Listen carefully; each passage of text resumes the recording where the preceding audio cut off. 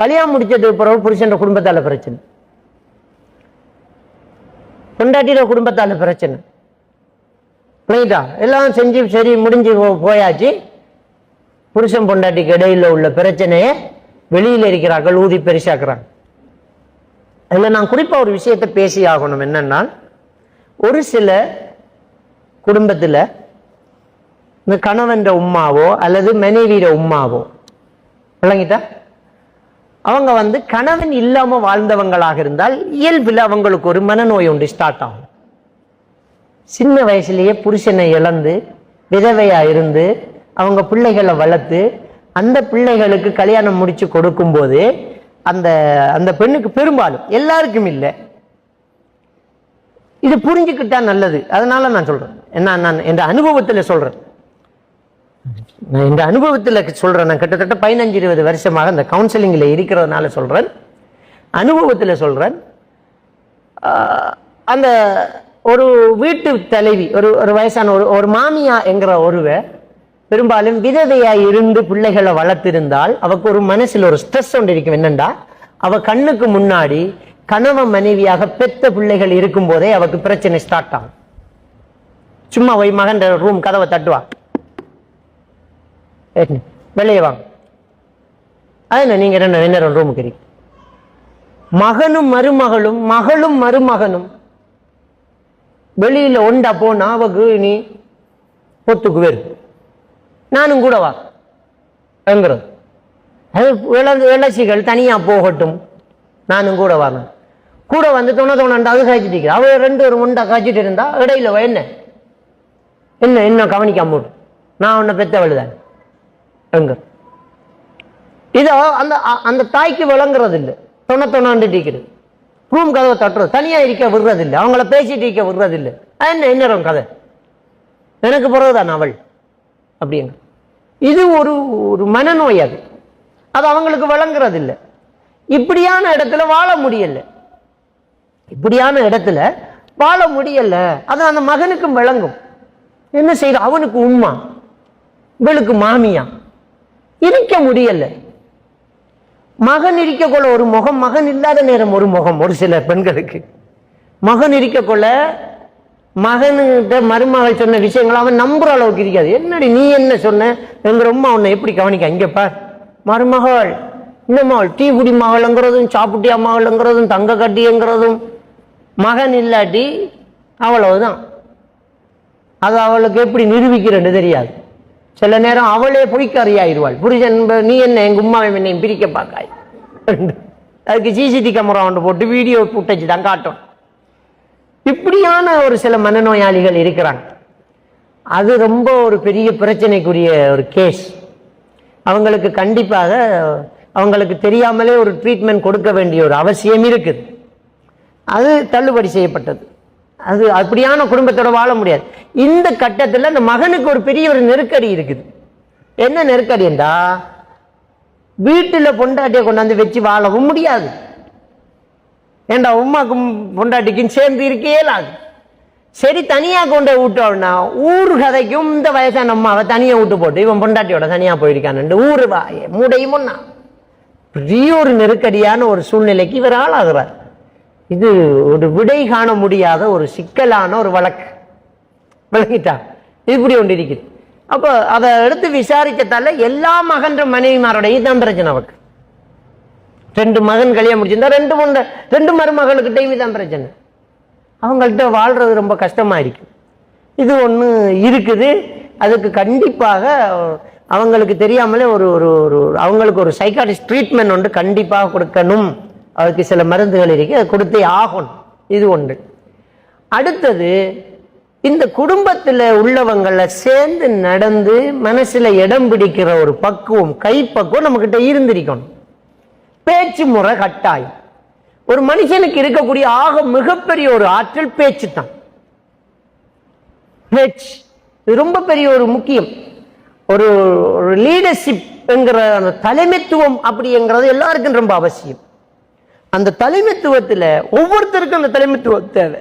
எல்லாரும் லீடர் தான். குல்லுக்கும் ராய். நபிகள் நான் ஸல்லல்லாஹு அலைஹி வஸல்லம் சொன்னாங்க, நீங்க எல்லாரும் கண்காணிப்பாளர்கள், எல்லாரும் தலைவர்கள். குல்லுக்கும் மசூலின் அன் ரஇயத்தி, உங்களுடைய தலைமைத்துவம் பற்றி நாளை மறுமையில் நீங்க விசாரிக்கப்படுவீங்கன்னுட்டாங்க. எல்லாரும் நம்ம தலைவர்கள். நம்ம நினைக்க கூடாது நாம என்ன தலைவர், பள்ளி தலைவர் தலைவர், நாட்டு தலைவர் தலைவர், ஒரு கம்யூனிட்டி தலைவர் தலைவர், நாம தலைவர் இல்லைன்னு நினைக்க கூடாது. நாம தலைவர்.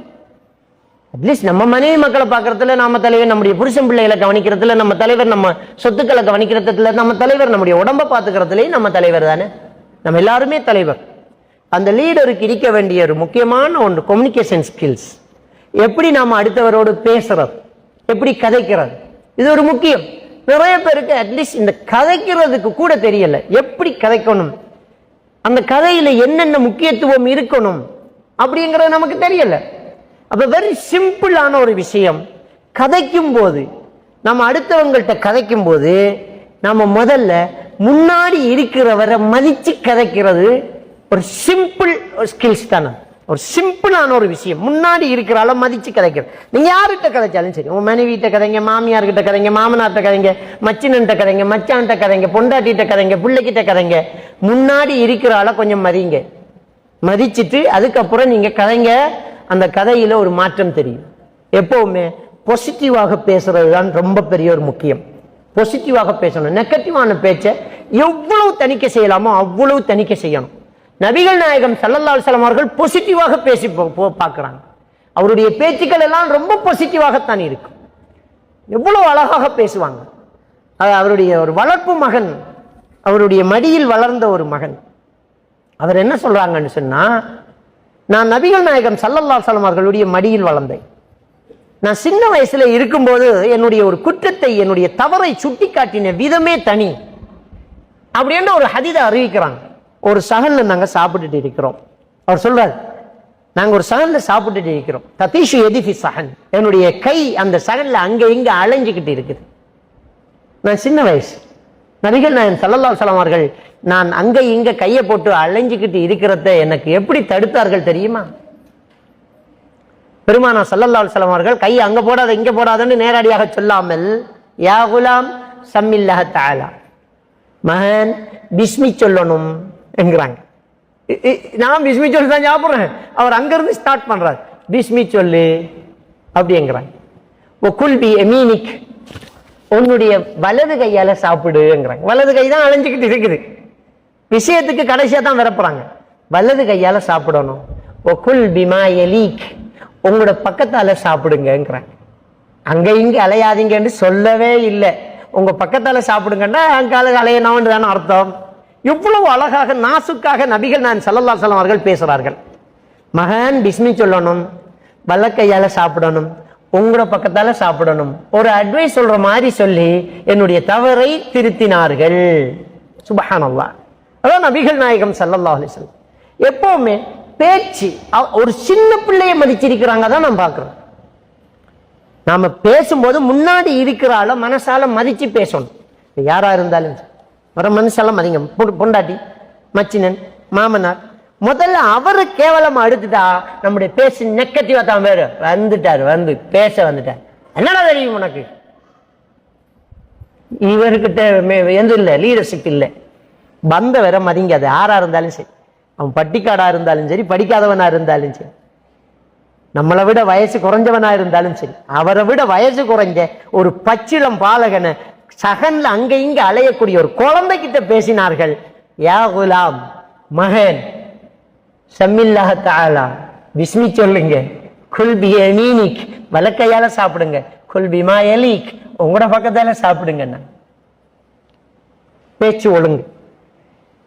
அப்போ ஃபேமிலி ப்ராப்ளம் பெறாம இருக்கிறதுக்கு முக்கியமான ஒரு விஷயம் இந்த கம்யூனிகேஷன் ஸ்கில்ஸ் நம்மகிட்ட இல்லை. பேச்சு ஒழுங்கு. மக்கள்கிட்ட பேசுறதா, பிள்ளைகள்கிட்ட பேசுறதா இருந்தால் எப்படி பேசணும்? நபிகள் பெருமானா ஸல்லல்லாஹு அலைஹி வஸல்லம் அவர்கள் சபையில் இருந்தால் முதல்ல வர்றவங்க வலது பக்கமா வந்து உட்கார்ந்துருவாங்க. ரசூலுல்லாஹ்வுக்கு வலது பக்கமா உட்கார்றது அவங்களுக்கு ரொம்ப பிடிக்கும். அன்னைய பார்த்து ஒரு சின்ன பையன் வந்து வலது பக்கம் உட்கார்ந்துட்டான். அஸ்கருல் கௌம், இருக்கிற கூட்டத்திலேயே ரொம்ப வயசு குறைஞ்சவன் வலது பக்கம் வந்து உட்கார்ந்துட்டான். கடைசியா வாரால் தான் இடது பக்கம். வயசான சஹாபாக்கள்லாம் இடது பக்கம் உட்கார்ந்துட்டாங்க. ரசூலுல்லாஹ்வுடைய சபையின் ஒரு வளமை, ஏதாவது உணவு அன்பளிப்பாக கிடைத்தால் அதை அவருடைய வலதுல இருந்து ஆரம்பிப்பார்கள். அவர் சாப்பிட்டுட்டு, அவர் வாய் வச்சு குடிச்சிட்டு, அடுத்தது வலது பக்கம் கொடுக்க, அவர் குடிச்சிட்டு அவருக்கு வலது அவருக்கு வலது அவருக்கு வலதுன்னு கடைசியா ரசூலுல்லாவுக்கு இடது பக்கமா இருக்கிறவட்ட வந்து சேரும். தான் பலமே. ஒரு சாப்பாடு ஒரு பால் கோப்பை வந்துட்டு நபிகள் நாயகம் ஸல்லல்லாஹு அலைஹி வஸல்லம் அவர்கள் என்ன சொன்னாங்க? சிறியவர்களுக்கு இரக்கம் காட்டாதவரும் வயதானவர்களை மதிக்காதவனும் என்னை சார்ந்தவன் அல்லன்னுட்டாங்க. இப்ப அவருக்கு ஒரு தர்மச்சங்கடமான ஒரு நிலைமை. குடித்த பாலை வளமையா கொடுக்குற மாதிரி கொடுக்கறாருன்னா குழந்தைகிட்ட கொடுக்கணும், சின்ன பிள்ளை கிட்ட கொடுக்கணும். சின்ன பிள்ளை கிட்ட கொடுத்தா பெரியவங்கள்லாம் நம்மளை மதிக்கலையோன்னு நினைச்சிருவாங்க. ஒரே வார்த்தை, 2 பேரையும் தீர்த்து வைக்கணும். சின்ன பிள்ளை தானே சட்டத்தை மாற்ற இயலாது. நான் எடுத்ததான் முடிவு, என்ன பேசுறது, நீ ஒழும்பு நீ அங்கே போயிரு அப்படின்னு சொல்ல இயலாது. நபிகள் நாயகம் ஸல்லல்லாஹு அலைஹி வஸல்லம் அவர்கள் அப்படியே குடிச்சிட்டு குனிஞ்சு குழந்தைகிட்ட கேட்கிறாங்க, யா குலாம் தஅதன் லி அன் உஅதியஹுல் அஷ்யாஹ் மகன், நீங்க அனுமதி தருவீங்களா? ஒரு பிள்ளைகிட்ட நபி அனுமதி கேட்கிறார். ஒரு குழந்தைகிட்ட ஒரு ஆட்சி தலைவர் அனுமதி கேட்கிறார். யா குலாம் தஅதன் லி அன் உஅதியஹுல் அஷ்யாஹ் மகன், அனுமதி தருவீங்களா இந்த பால் கோப்பையை வயசானாக்களுக்கு கொடுக்க? பிள்ளை என்ன சொன்னா தெரியுமா? நீங்க வாய் வச்சு குடிச்சத அடுத்து நான் தான் வாய் வச்சு குடிக்கணும், தந்துருங்க நான் பாண்டு கொடுத்துட்டாங்க. வழக்கு முடிஞ்சு போச்சு. இவங்களுக்கு பிரச்சனை முடிஞ்சு போச்சு. நமக்காக ஒரு குழந்தைகிட்ட குனிஞ்சி கெஞ்சி கேட்டுக்கிட்டு இருந்தாங்கன்னு அவங்களோட பிரச்சனை அதோட முடிஞ்சு போச்சு. பிள்ளைக்கு நம்ம உரிமை நமக்கு தந்துட்டாங்களே ரசூலுல்லாஹ், அவர் பிரச்சனையும் முடிஞ்சு போச்சு. அதான் அந்த பேச்சு. முன்னாடி இருக்கிறவர் யார்கிட்ட பேசுறோமோ அவரை மதிக்கணும். குழந்தைய மதித்தார்கள். சின்ன பிள்ளை மதிச்சாங்க. சாப்பாட்டுல கையாளஞ்சது ஒரு குழந்தை மதிச்சாங்க. மதித்து பேசுங்க. உங்க மனைவியா இருந்தாலும் சரி, மாமனாரா இருந்தாலும் சரி, மாமியாவாக இருந்தாலும் சரி, மதிச்சு பேசுங்க. அவங்க தவறு செஞ்சால் அவங்க பெரிய குற்றவாளி, அவங்களுக்கு பேச தெரியல, அவங்களுக்கு ஒழுக்கம் பெறல, நமக்கு ஒழுக்கம் இருக்குது, நாம மதிப்போமே.